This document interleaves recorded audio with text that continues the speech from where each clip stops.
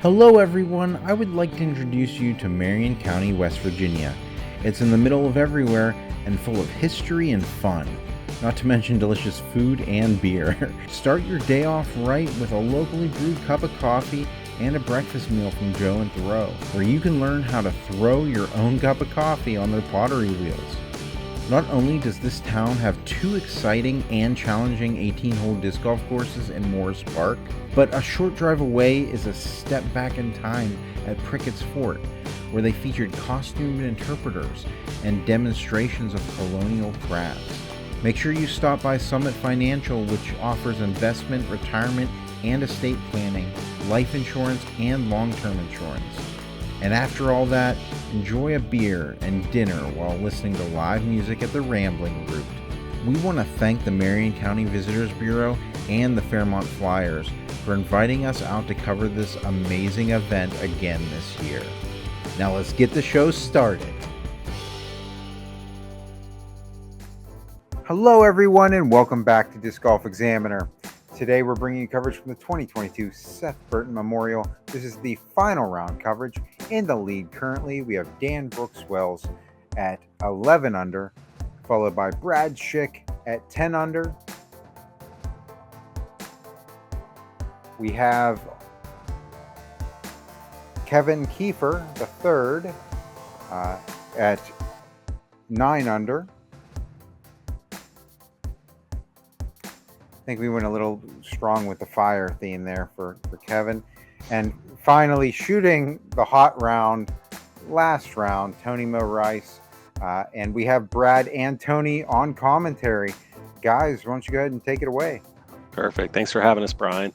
So this is hole 1, 401 feet on the top course, otherwise known as the Seth Burton layout. 401 feet straight down the gut. You have some folks that will go up on the high side left to play along the road and bring it back in. Others will go straight down the middle. This first basket that you actually see is the shorter basket, and we are playing to the back yellow basket, which is probably an extra 120 feet, I would say, somewhere in that ballpark. So really, really hard par 3, very few birdies. I would say playing for 3 personally. Tony, I don't know. What would you say? Yeah, most people are going to play this for 3, not if any 2s. I mean, a couple of these guys have the arm to get there, but it's such a tricky shot to get up onto the green. Yeah, I would agree. And we had some weather moving around the last day, and today was also expecting, some off and on showers potentially. So a little chilly in that October weather. So Dan off the tee first, throwing that sidearm route that I talked about on the high side of the road. And that is perfect. Yeah, that is way up there and a very unfortunate roll away. He should still be able to get up and down from where he's at, though. It's far enough. Yep. Brad, what are we throwing here? Yeah, I got the nuke. I also played this high route, and that was really not great. I think it would have been okay if it were a little higher still, but not great. A little bit overturned. First shot of the day. I think we're going to see Kevin throw a backhand here. This is the more aggressive route. It should be probably like an escape or something a little bit faster than that, but let's see what he does here. You can get way down there with the backhand for sure, as you will see here. Yeah, that was moving. Yeah, if it didn't hit that, he was definitely going to be pin high, or probably even long. So yeah. Good shot. What are you going with? I'm going with the Wraith, and I'm actually trying to go the inside route. Try to just go directly over the short basket with a flippy disc, and I just didn't hit my line. Wow, that's a super aggressive. I think your caddy should have told you just to take that outside line there, Tone. Yeah, well, if you had a caddy, you would have probably got me right. So you kicked down pretty hard and down the hill, and quite honestly, from back here, I don't know if you saw a line, but usually this is pretty much Bogeyville from here. Yeah, no, I'm just trying to pitch up to the short basket at this point, pitch up and take my bogey. Yeah. And what are we looking at here, Brad? Just something over the road, or not? You don't even have to go over the road. Yeah, it was a little bit of a tight line, and I let it out a little early, but still get myself, just maybe outside circle a little bit, but not bad. Yeah, So yeah. I got about 100 feet left here, and just a little putter up shot. Nothing too aggressive. Got a good. little too much heat on it, but not bad. That's a good one. Got that first little jitters. Do you still get a little jittery? Oh, for sure. I don't think that ever goes away. Yeah, I agree. I've been playing for a while. It still happens. Yeah. Dan with a nice little forehand out here, give himself a little par putt. And then now Kevin is in a spot where he can see the basket, but he's got a low ceiling, so he's just gonna lay this one up. Yeah, not worth it. Yeah, but that's a good start. Getting a 3 on this hole is pretty good. Brad, you got a little tester here. Yeah, I think it was right at circle's edge, or maybe a little. I don't know, right circle's edge. It And was yeah, dead just to center. get that first one out of your hand online is a good way to get moving. So Yeah, that's probably 30 feet, 25, 30 feet. It's a good way to start your round. yeah, I was happy. Cold hands, a little bit. There wasn't a lot of places to warm up out here, so kind of everyone was kind of crowded around one basket and trying to get loose. So Dan's got about 20 feet, 22 feet, and without a doubt going in. Yeah, continuing the solid play. Yeah, this should be a pretty routine tap in for me. A little early, but that still counts. I couldn't watch. Yeah. Tony, is this your first time playing this course? Well, this tournament? Yeah, so this is the first time I've ever been to Seth Burton. So I've gotten one rounded on this course before, and that was It's not Thursday. the lefty course. So this is hole 2, 552 feet, and if you watch the coverage of round 1 or 2, you'll know all those holes slope from right to left, and this is on the reverse side of the course, and everything's going left to right. So those lefty shots that were on the bottom side were real favorable, and on this side is more of a righty favorable because you're, not falling away from that hill. Now you do have the road to contend with on most of these, but this one is just get a good drive off, in the 350 range, and then you have a couple hundred feet down this hill, which is typically a blind up shot, but that right side is really, really hairy. So avoid the right, avoid the road left, and it's fairly routine. I think you definitely want to get a 3 on it, but 4 is not going to hurt you. So Yeah, I think the farther you press, the easier it gets. The more you're going to be able to see that basket. Makes the upshot a lot easier. But you don't really yeah, have to press that far if you don't want to. yep. And this is a good line to start. Just a little flip up, maybe a little more flip up. He would have gotten further, but he's plenty fine right there.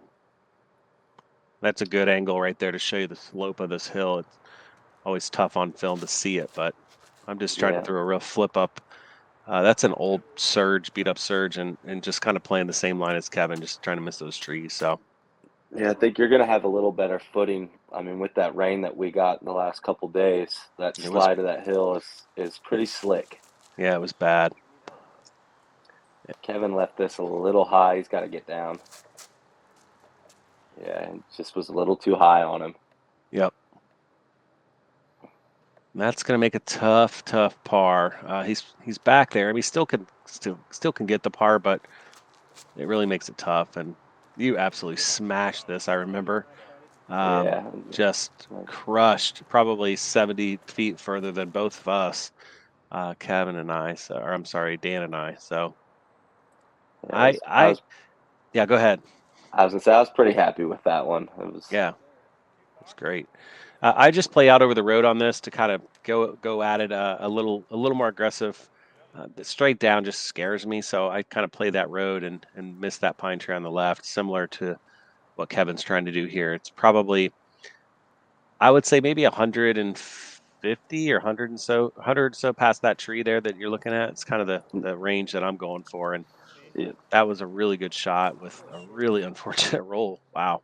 Yeah, I think we're going to see a lot of those rolls today. Mm-hmm. So here's Dan. He's got that footing I'm talking about. You can kind of see his back leg is kind of starting to already slide. So see how he does here. Yeah, they got tons of rain from Saturday into Sunday, morning. Even when we got there, I think it was raining that morning and just kind of let up for us. Luckily, this That's looks a good. good, yeah, that's a great shot. Good weight shift. Kept his feet on the ground. About circle's edge putt.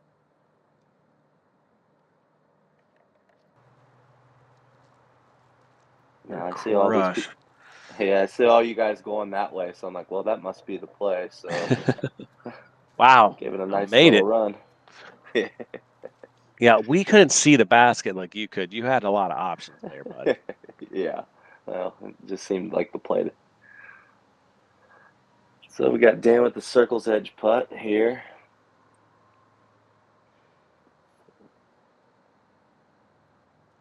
Brad's giving a little stretch behind. Just low out of his hand the whole way. Brad, you were probably like, what, 5 feet in front of him? And Yeah, putter's probably hot. 25-ish. Yeah, make a couple Two, putts and get out. yeah, that's two good putts to start your round right there. You got to feel good. Yeah, I Here's consider Kevin. par one of our par four on hole one. So I think threes are birdies, and this is definitely a good three. Oh, for sure. Kevin's right there, 24 feet maybe. Yeah, this is to save his par. That uphill got him. Just a little short there. Yeah, it's not what you want on the start of the round. Especially when you're trying to make moves to catch up with Dan and you. Now you've caught Dan. Yeah, Dan was not messing up the second round especially. He made some really good putts and made it tough, but this round's more of a survival. I think going into it, nice putt. Going into it, you kind of know these pars are hard and are birdies are just slim, so it's minimize the bogeys and take a birdie or two when you get them. So it's not Yeah, one you want to bogey right there though. yeah. Unlike the first two rounds, you're not going to see a bunch of birdies, but you will see a bunch of pars and bogeys. Hmm. So that's how this course plays. You try to eliminate the bogeys and take as many pars as possible. Yeah. So hole three is 341, sloping again from left to right down toward the road. And there used to be a tree here in the middle that has since fallen, and so this hole has opened up quite a bit off the tee. But the play is just a low. I mean, for right-handed backhand, it's just a low backhand hyzer. Let it just skip right there, and kind of get back there. This a few years ago, Corey Ellis aced this, and it was, I mean, just effortless looking shot, hit the ground, skip right in the heart. So try to recreate that in your brain. And there was a little bit of a headwind kind of popping these up, and then the telephone pole didn't help either. So that's not the basket we want, but it's in play. It's fine. So easy par should be. Yeah, I'm trying to read off Brad, but I just decided I was going to do the exact same thing with a little bit farther than Brad. Wow, that's so far. Yeah, it's playing these courses blind or even with one round, because I would say one round's not even enough to really feel comfortable, kind of knowing what you're doing in the shot. So Yeah, this is it's also standing up. he's going to get the nice flare, though. That'll It work. should be about 40, 50 feet. All right, and let's see if Kevin can bounce back here. I've played with Kevin a couple times this year, and the one thing that this guy can do is really spin the disc. So, as we see here, Yep. absolutely parks it. Yep. It's a tough angle, and I think the headwind made them stand up a little more than all of us kind of realized that it may. And he read into that perfectly and stabled up a little bit. So Soft bed there, Brad? yeah, Or just laying up? yeah, kind of. I mean, it was kind of you could run for it carefree because of the uphill, as long as you don't hit and roll. But Yeah, it can get you in so trouble out here. 1 out of 15 times they'll make that probably. Yeah, Dan's really taking his time lining this one up. I think he wants to get something going here. Oh, yeah. There Very it nice. is. That's a great 50-footer uphill, feeling like 60 to 70. Yeah, it's amazing when you watch it on film. It doesn't look very far, but I don't know. It just that was a at least 50, like you said, and Yeah. with it being way uphill, you have to give it another 15, 20 feet. So definitely a good birdie, and Kevin pretty much parked, also taking the birdie, and we're gonna have to just settle for the 3 to move on, fight another Yeah. fight. This is definitely one of the holes that you would like to get out here because it does play probably shorter than a lot of the holes out here. But I mean, getting a par is not bad. 2 under for the card's really good. Hmm. I would agree. So Dan took the lead over by 1 again over you. Kevin's gained a stroke on you now. This is hole 4, 399, maybe one of the hardest par 3s ever. I think it's been birdied once. So it really plays uphill, and quite honestly, the tee pad lining up a little bit off a different angle. I don't know when it was originally installed, if the hole was in a different spot. This really makes it a little challenging because you're really trying to land it off to the right here, maybe right here, right? That would be perfect. Yep. And then you have 150 feet left, which feels like 200 or more just because of this elevation. And again, a little hard to tell with the drone coverage, but I think you'll see it when we're throwing, how hard we're throwing these up shots. So that first shot, you're throwing as hard as you can, and it seems like it just doesn't go anywhere. And it was slick. So Yeah, Dan laid down a towel here because it was so slick on the tee pad. That was a perfect. great shot. Yep. So Kevin's just going to try to repeat, maybe press a little more distance, but I think he's not really pressing the distance. It's more about the spot for him. That's a great shot, too.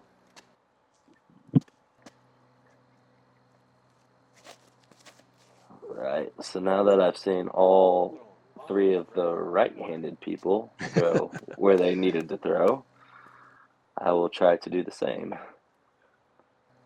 Yeah, for as many sidearms as I threw in round 1 and 2, I had a feeling you were going to be throwing sidearms in round 3. So it's paybacks. Yeah, I can live with it. I kind of caught a break there and fought through those trees, though. I can say that. If I hit those trees and drop back, it's a way farther back than I would like to be. Brad, that was a great shot. Yeah, I had to throw that really hard and pretty overstable just to hit that angle. So probably, again, it probably plays 250 or more from back here. It's a pretty good pop. So got to keep it low, and you got to commit, and then just crash it into that hill. And I actually thought you were going to make this for a second. That was a really, really good one as well. Yeah, I was a little bit farther up on the hill than you guys, so I could kind of throw just a straight shot, and then rather than having to flex it or throw a hyzer into it. So Kevin's going backhand here. This is a real touchy shot, but pretty good. Puts it to about 20 feet uphill. This course is much more windy. It just comes through, maybe windy out, but down in those woods on the lower side, you don't feel it nearly as much. So Dan's had the best drive, going with the sidearm, and just pops it up just a hair, and those trees block you. So he's now 60 at least with the low ceiling. So really tough to get aggressive here too with the elevation. Yeah, any kind of metal here can be a disaster. Mm-hmm. So make it or miss it all. Yep, and that's a good miss. Just air balls out here from deep are good misses. Kevin with a little 20-footer uphill. As you can tell, I mean, look at the bottom of the basket is where his head is. That's how far uphill that is. Mm-hmm. And it's only 20 feet, so. It's a good putt. Yeah.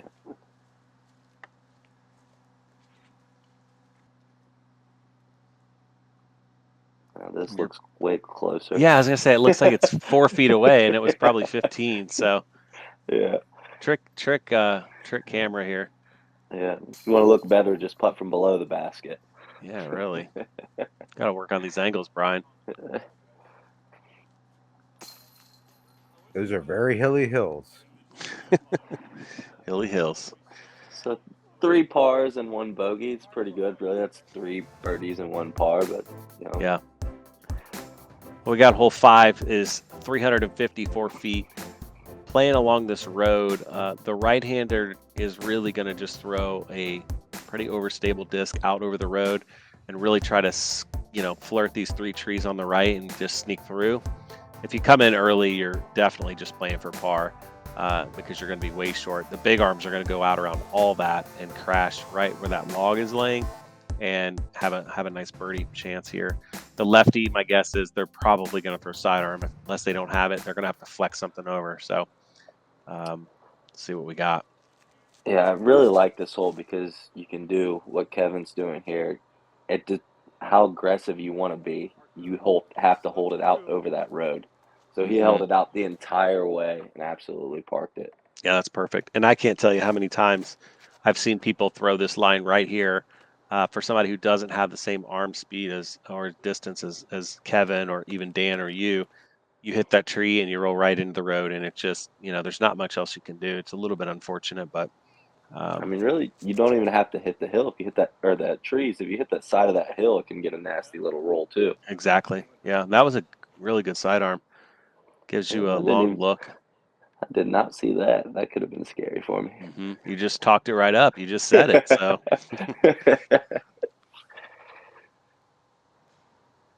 let's see what Dan wants to do. Oh, we pulled that's that one. Pulled. Oh, just caught a little break there.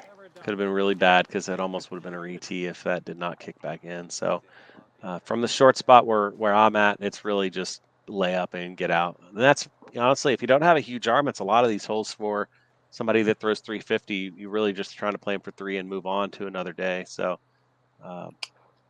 yeah, but a lot of that can eliminate the disaster of these holes by trying to play for par. So yeah, that's another layup by Dan. That's gonna get you your par. I kind of had an angle here. trees blocking you. Yeah, I was kind of telling myself, don't run it, but then I was like, yeah, we're gonna run it. It's a good opportunity there. Yeah, That's a really good. That's a birdie actually. A little typo maybe. Kevin birdie there. That's a great shot. Left a little extra here. Probably 15. No farther than that. But just kind of taking my time, wiping the disc, making sure everything is right. And that one was a little high. Okay. I love how you stay in your routine though. You don't really get off your routine, which I think is important, especially for newer players. You start changing things up, and it could be the difference. So it's really what settles you into your putts. Really, once you get into that routine, you don't even think about what's going on at that point. I think the person that does it the best that I've ever seen is Chris Dickerson. He's just the same 100%. Every time. It doesn't matter if it's 11 feet or 50 feet. It's the same routine over and over. So yeah, that's why he's the robot. Yeah. So this hole's a doozy. Hole 6. It's 459 feet. Again, you can see this slope left to right.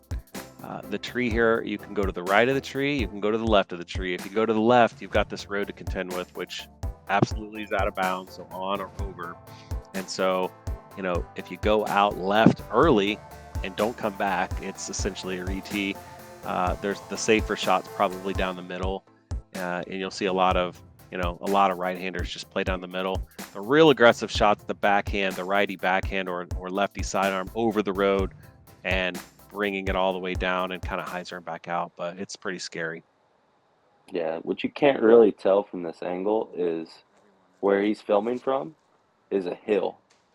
So when you're throwing this shot, you have to get the disc above that little driveway, which can really get into not necessarily like your forehand, but like for me, a backhand there, really, the first time I ever threw it straight into that hill. I've seen it happen more than once. Yeah, it's very awkward. And it's not something that you really like, it's not a shot you throw very often.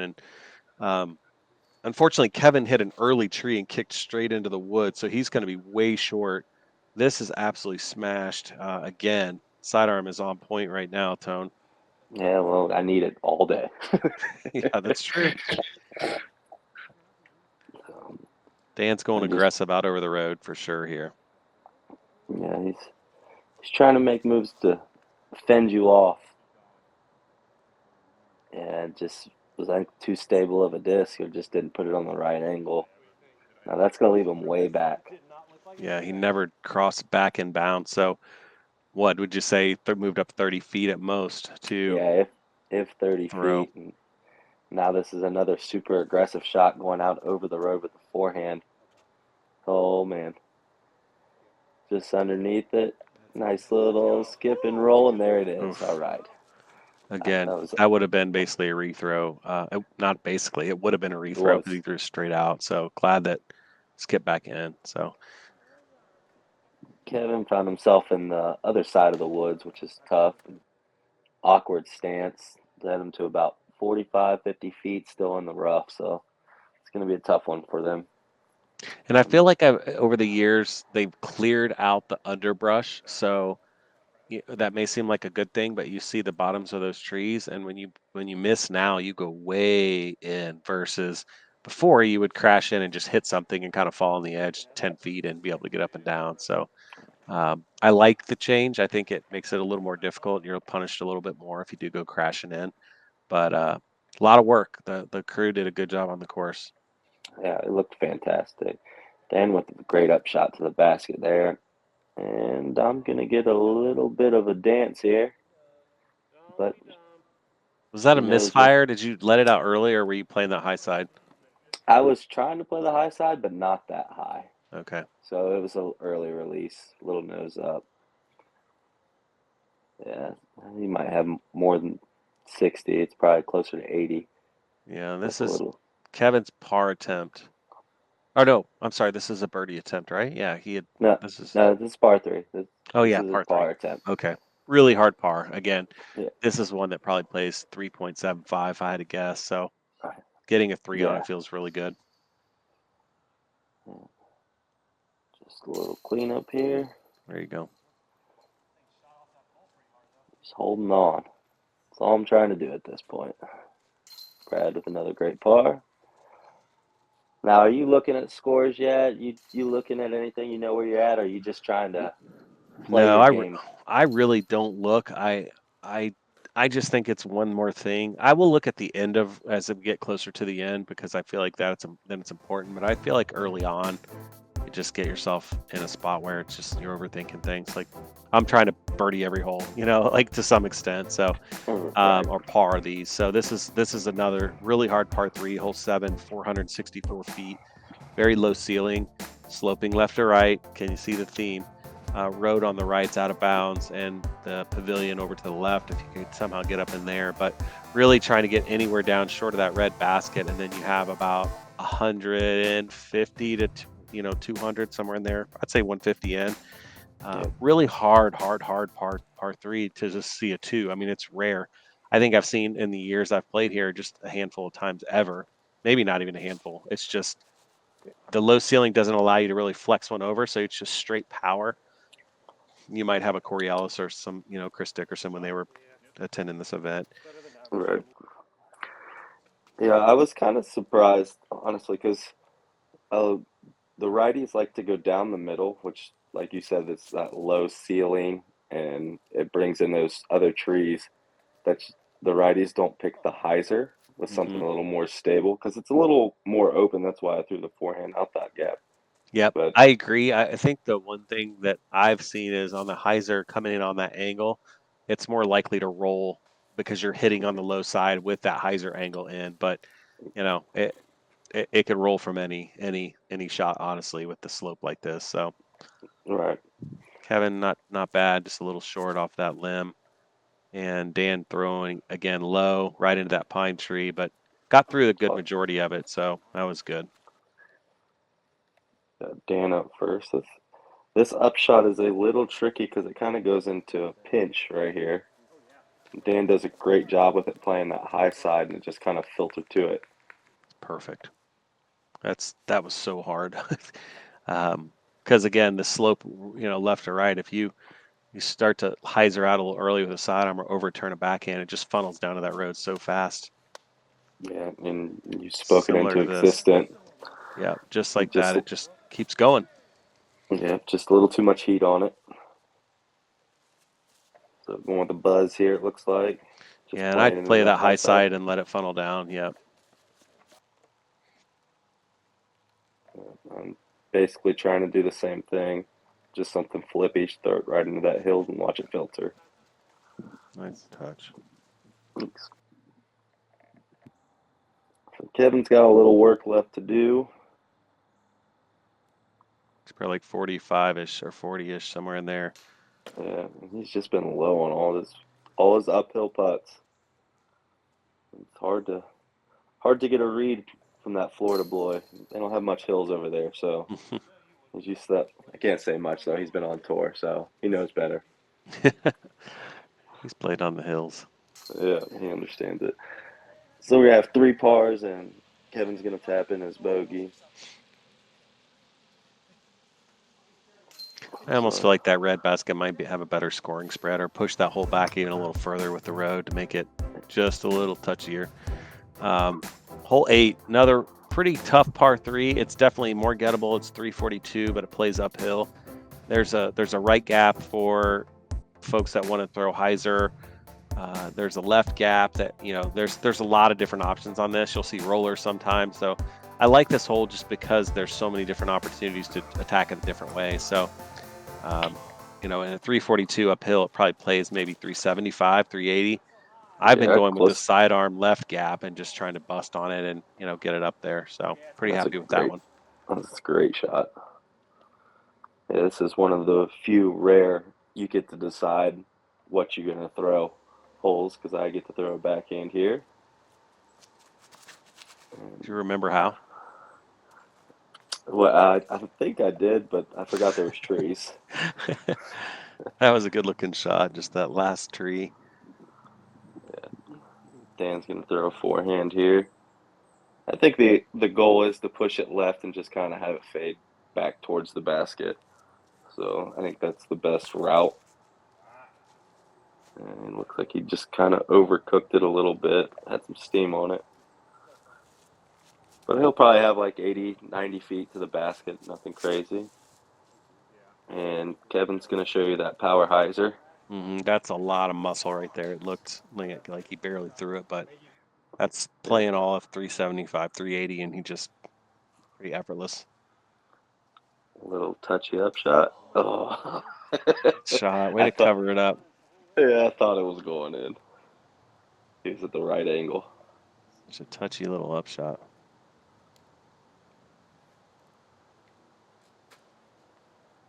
And giving it a little bit. Ooh. Wow.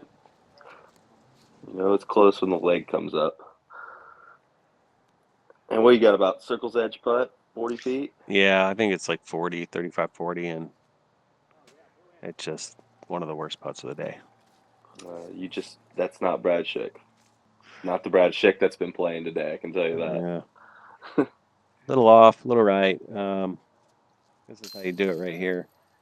Yeah. The one thing I will say is every bogey Kevin has got, he's followed it with a birdie. Yeah. There's no giving up in this youngster. He's got game. He just keeps fighting and fighting. He gives one away, he gets one back. You know how old he is? Is he early 20s, I believe? I want to say he's early 20s. I know him and Randon went on tour this year. They kind of did their own little tour, then jumped on the Pro Tour event for like the last half of the season. Okay. And then I think they played this event, and now they're at USDGC. That's fun. Him and Randon are great talents from Florida. So yep. Wow, this hole is every year hole 9, 209 feet, and it's really like a jump putt almost to this gap right here, if even a jump putt, and then it just drops straight down the hill. You'll see the red basket there. We're actually going to the left, and it is so easy to go out of bounds on this hole because the downhill slope, you'll have shots hit right by the basket and roll down. You'll have somebody just air a shot straight out. It's just so hard to judge, especially if you're from out of town, because you can't see it. And when you're practicing, you don't really know. You walk down and you're like, oh yeah, I parked it, but it could have rolled 30 feet, or it could have done a lot of things. Like, we thought that was out of bounds for sure as it came in so fast. And I think the wet grass and mud kind of slowed it up pretty quick. So not bad at all. He almost aced it. Yeah, he did. And this is probably what, a swirly APX or something. That was actually a Something. buzz, and it did Oh, go a little long left. So held strong. I think I've found this. The secret is you overturn it. Like you almost think you're going way too far right, and then it just falls to the left and it's parked. Like you are going way left. Yeah, And so there it yeah, goes. wow. Okay, so that's what happened. Yeah, so I don't even try when I played this. I was just trying to throw it into the The rough. bush over there. Yeah. Yeah, so it doesn't roll. But I put a little too much on it. Well, next time you might as well try to ace it. Yeah. And Oh no. Dan just caught that debris, but it's going to hold him up. It's going to be a difficult upshot because, as you can see, he's not close, and it's directly all downhill. Straight downhill, and it's got to sit. That was There he you played go. the angle perfectly. Yeah, Played that's the tough. little roll. So Dan's going to tap out while I go on my little journey. That's a long ways. It looks close, but it's probably what, 60, 50, 60 at least. Yeah, and then I got to go another 20 down that other side of the road to get my disc. Jeez. Kevin with an uphill putt. All There right, you he's getting it go. going. That's a great birdie. That's 2 in a row. He didn't like it. I'm not sure why. Maybe he thought he was too high, but it's straight up the hill and looked really good from that angle. So, Yeah, I'll say he did kind of loft it. yeah. That's not really his style, but he got the height right. Yeah, I'm probably the same distance from the other angle, and the ground is so slick. It's trying to do a short step, and thought it was Ooh, going to okay. roll down the hill right next to Tony's, but Yeah, that's a scary. When they stand up like that, that's really scary. All right. unfortunate par when you get that close. You just want. It's so hard to get birdies out here. It's so hard. Yeah, even the short ones are not easy.